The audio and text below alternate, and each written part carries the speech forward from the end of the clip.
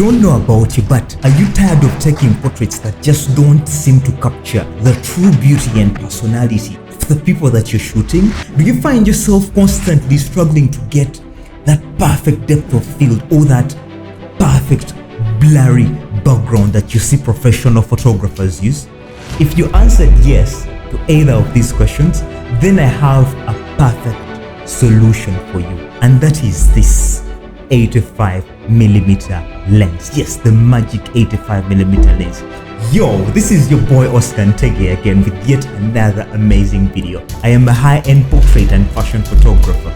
I also struggled with the same issues. You see, when I started out, I wanted to do fashion magazine quality images.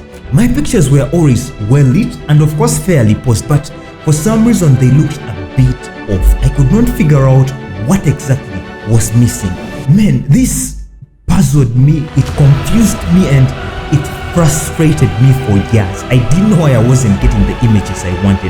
But later, I realized I was using the wrong lens compared to the kind of results that I wanted. I was only comparable to that guy who uses an axe to shave. It can cut off some hair, but it won't be perfect as a razor blade. After discovering the 85mm, my portrait photography game completely transformed. So you may be wondering, Oscar, what makes the 85mm such a game changer for portraits? Now let us start with focal length. At 85mm, it allows you to get close to your subject while still maintaining that comfortable distance. This means you can capture all the subtle expressions and details of your subject without you making them feel uncomfortable. You're not too far away, you're not too close. I personally hate it when somebody gets too much or too close in my space. For example, if you're doing something like a headshot with a 50mm, it would require you to be so much into somebody's space. Now, that's not all. The 85mm lens also has a wide open aperture, which means you can easily achieve that beautiful shallow depth of field.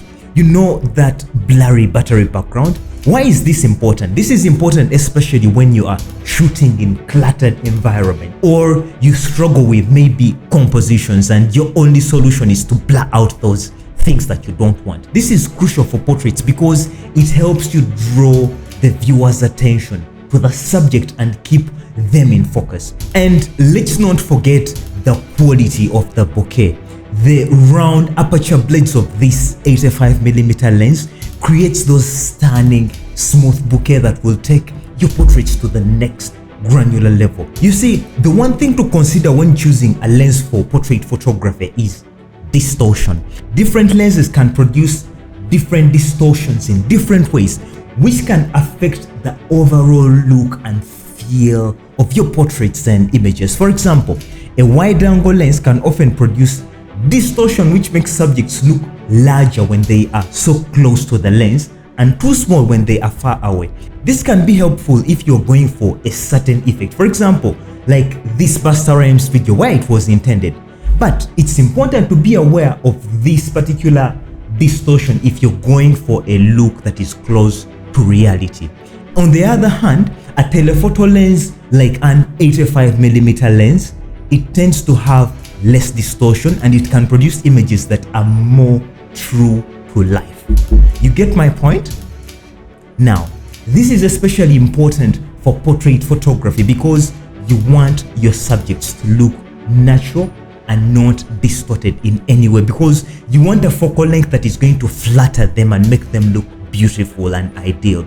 So if you want to take your portrait photography to the next level, the 85mm is definitely a must-have.